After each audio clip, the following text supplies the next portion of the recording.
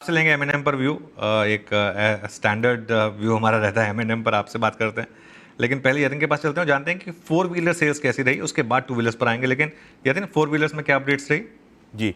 तो four wheeler के sales अगर आप देखें तो स्टेबल रहे हैं। सबसे बेहतरीन नंबर पूरे पैक का महिंद्रा एंड महिंद्रा का आया है, जहां फरवरी की जो टोटल सेल्स है 87,700 यूनिट्स के आसपास रही है और अनुमान लगभग 80,000 यूनिट से थोड़ा कम का था। अगर आप साल दर साल बेसिस पे देखें तो लगभग 15% की यहाँ ग्रोथ देखने को मिल रही है। और सिमिलर तर्ज पे अगर आप ट्रैक्टर सेल्स की बात करें तो महिंद्रा एंड महिंद्रा के ट्रैक्टर सेल्स भी 15% की बिक्री की ग्रोथ दिखाई दे रही है, जो 12-13% के आसपास की ग्रोथ का अनुमान था। तो दोनों ही ट्रैक्टर और ऑटो सेगमेंट के सेल्स महिंद्रा एंड महिंद्रा के अनुमान से बेहतर रहे हैं। हालांकि मारुति का नंबर थोड़ा फीका है। सेल्स 1,000 यूनिट कम है, 2 लाख के आंकड़े के जो एस्टिमेट थे उसके आसपास। और कुल मिला के सेल्स केवल 1% ही ऊपर आपको ईयर ऑन ईयर बेसिस पे दिखाई दे रही है। टाटा मोटर्स हालांकि अच्छे नंबर्स हैं। अगर हम टोटल सेल्स की बात करें तो लगभग 79,300 यूनिट्स के आसपास आए हैं, अनुमान से थोड़े बेहतर है। लेकिन ईवी सेल्स में लगभग 23% की गिरावट आपको देखने को मिली है। ओवरऑल अगर हम फोर व्हीलर स्पेस की बात करें तो नंबर्स थोड़े बहुत सेटिस्फैक्टरी दिखाई पड़ रहे हैं। ओके, ओवरऑल फोर व्हीलर्स के नंबर थोड़े सेटिस्फैक्टरी दिखाई पड़ रहे हैं यहाँ पर। ये व्यू आप एमएनएम पर एक ब्रोकरेज व्यू आया। श्रेया, गुड मॉर्निंग, बताइए क्या है brokerage view? Good morning sir, good morning everyone. देखिए, नंबर्स अच्छे हैं, यतिन जी ने बताई, लेकिन ब्रोकरेजेस भी बुलिश नजर आ रहे हैं। एचएसबीसी की रिपोर्ट आई है, बाय की कॉल दे दी है महिंद्रा एंड महिंद्रा को। टारगेट प्राइस की बात करें तो 3,520 रुपये प्रति शेयर का टारगेट प्राइस रख दिया है। लास्ट ट्रेडिंग प्राइस से 35% का upside potential Mahindra and Mahindra में एचएसबीसी को नजर आ रहा है। क्या अच्छा लग रहा है फर्म को? तो देखिए, फाइनेंशियल 2028 तक फर्म का मानना है कि कंपनी अपने पोर्टफोलियो में ईवी का हिस्सा जो है वो 15% तक कर सकती है। कैफे 3 नॉर्म्स को मीटअप करने के लिए करना जरूरी है। हालांकि ध्यान देने वाली बात यह होगी कि हाँ, ईवी पर इंपोर्ट टैरिफ घटाने को लेकर कोई भी जो पॉलिसी आते हैं वो एक नेगेटिव सेंटिमेंट पैदा कर सकती है और नेगेटिव सेंटिमेंट से मार्जिन पर प्रेशर पड़ सकता है महिंद्रा एंड महिंद्रा को। लेकिन ईवी ट्रैक्शन पर ध्यान रहेगा, उसके डिमांड में अगर कोई भी कमी आती है तो कंपनी के लिए नेगेटिव हो सकता है। फिलहाल नंबर्स अच्छे हैं, परफॉर्मेंस भी अच्छी रही है, तो Mahindra and Mahindra is a buy. Mahindra and Mahindra is a buy for HSBC. Gaba sir, Mahindra and Mahindra Friday को काफी वीक था, क्या जी, करें यहाँ पर? एक्चुअली मारुति भी वीक था, महिंद्रा एंड महिंद्रा दोनों ही वीक थे। बेसिकली देखा जाए तो चार्ट स्ट्रक्चर वीक है, इसमें स्ट्रेंथ नहीं है बिल्कुल। लेकिन जब हमको कंफर्मेशन चाहिए खरीदने के लिए, वो कंफर्मेशन मिलेगा 2775 के ऊपर, ना कि 2700। वहां तक भी मिल जाता है तो वहां भी रेजिस्टेंस है। जब वो 2775 पार कर लेगा, लगेगा yes the worst is over, शायद एक अप मूव मिले। मेरे ख्याल से I will wait for confirmation. Okay, अच्छा यतिन से बात करते हैं टू व्हीलर स्पेस के आंकड़े कैसे रहे। अभी तक पैसेंजर व्हीकल सेगमेंट की बात हो गई। यतिन, टू व्हीलर्स में क्या रही इस बार की नंबर्स? तो इस बार जो रॉयल एनफील्ड के नंबर्स हैं आइशर मोटर्स की तरफ से काफ़ी शानदार रहे हैं। इनफैक्ट रॉयल एनफील्ड की जो कुल बिक्री है 20% बढ़ती हुई आपको नज़र पड़ी है, 90,670 यूनिट्स के आसपास। अनुमान था केवल 85-86 हज़ार यूनिट्स का। बेस्ट केस एस्टिमेट से भी बेहतर आपको आइशर मोटर्स के रॉयल एनफील्ड नंबर्स दिखाई पड़े हैं, तो ये स्टॉक आपके रिडार पे होना चाहिए आज। इसके अलावा टीवीएस मोटर्स की बात करें तो टोटल सेल्स लगभग 4,04,000 यूनिट्स के आसपास आए हैं, जबकि एस्टिमेट था 4.25 यूनिट का। स्कूटर सेल्स काफ़ी अच्छी तरीके से पिकअप हुए हैं अनुमान के मुकाबले।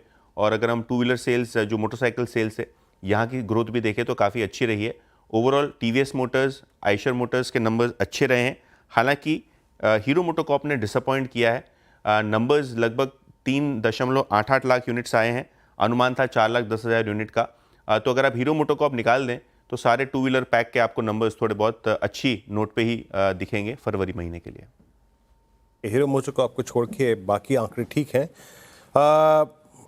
आपका व्यू इस वक्त सचिन, टू व्हीलर बास्केट में हमने एक बजाज ऑटो का बेस ब्रीच होता हुआ देखा था।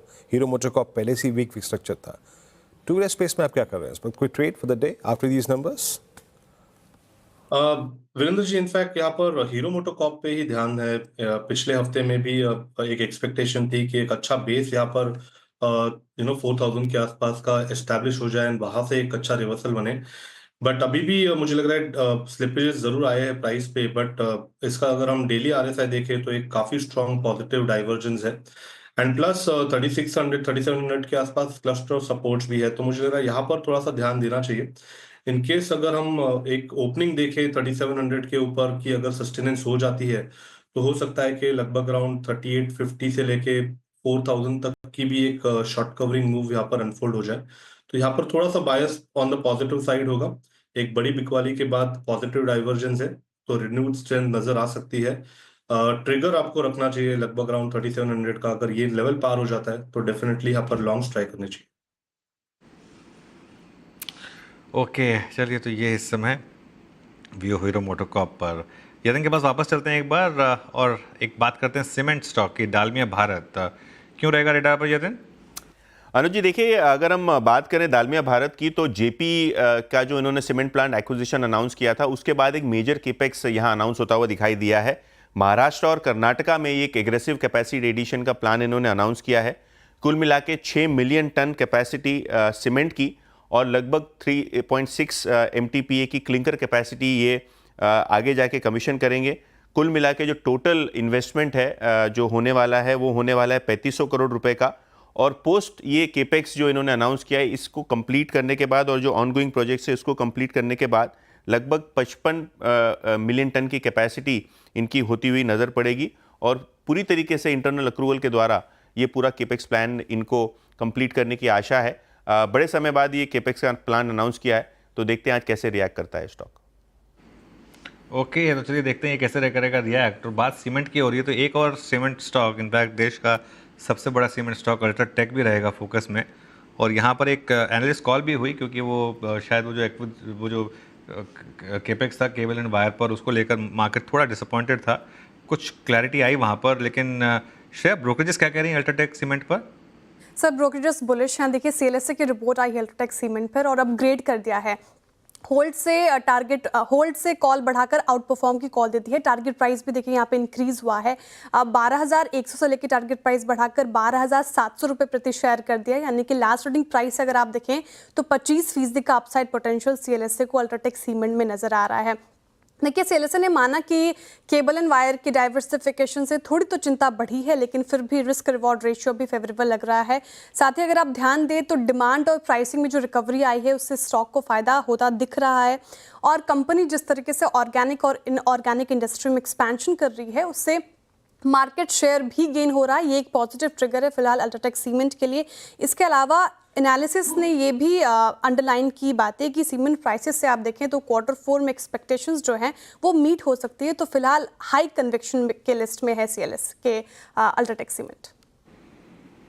ओके, हाई कन्विक्शन लिस्ट में इस समय सीएलएसए की अल्ट्राटेक सीमेंट। मयूरेश, आप कैसे देखेंगे इस पूरी डेवलपमेंट को? एज अ बाइंग अपॉर्चुनिटी या अननेसेसरी डाइवर्सिफिकेशन? क्या व्यू होगा आपका? नहीं, कहीं ना कहीं आई थिंक अनुज, अगर आप देखेंगे तो there is no direct relation between what wires and cables will do for जो सीमेंट है। ना डिस्ट्रीब्यूशन का एक सिनर्जी होता है, ना डीलरशिप की एक सिनर्जी होती है। दूसरी चीज, I think large part of that profitability pool 25% के आसपास डिवर्ट होगा इन terms of this capex itself. And obviously अगर आप पूरी ये इंडस्ट्री देखते हैं वायर्स और केबल्स की, I think it really depends on 3 factors. One, I think in terms of the dealer and distribution network जो अल्ट्राटेक को आई थिंक बनाना पड़ेगा। I think existing cement dealer and distribution network को अगर आप load डालेंगे कि wires और cables भी बेचो, I think that is not a direct organic strategy. दूसरा, I think obviously I think जो स्पेंड्स करने पड़ेंगे in terms of creating this network और जो बैक एंडेड रिजल्ट्स आएंगे, that is obviously going to take a hit in terms of free cash flows. और third, I think at this point of time मुझे लगता है I think necessary नहीं था, क्योंकि जिस हिसाब से आई थिंक पूरा सेक्टर एक कंसोलिडेशन फेज से गुजर रहा है, जो हम एक्सपेक्टेशन बांध के रखते हैं in terms of volume growth, in terms of core metrics like EBITDA per ton and improvement thereof, I think core cement business को अगर ये और अच्छी तरह से इंप्रूव करते थे डायनामिक्स के हिसाब से, specifically I think cost structures के हिसाब से, तो आई थिंक रिटर्न रेशियोज पे और ज्यादा अच्छा प्रभाव आता था। तो मुझे लगता है अननेसेसरी था। स्टॉक मार झेल चुका है कहीं ना कहीं। आई थिंक कंसोलिडेशन या टाइम वाइज करेक्शन से ये स्टॉक हम कुछ ओके, अल्ट्राटेक सीमेंट 10,128 क्या प्राइस डैमेज था लास्ट वीक? इसमें हफ्ता छोटा था लेकिन अल्ट्राटेक को काफ़ी डैमेज कर गया। अच्छा, एक काम करते हैं, एक और 2 ब्रांचेस को थोड़ा सा यहाँ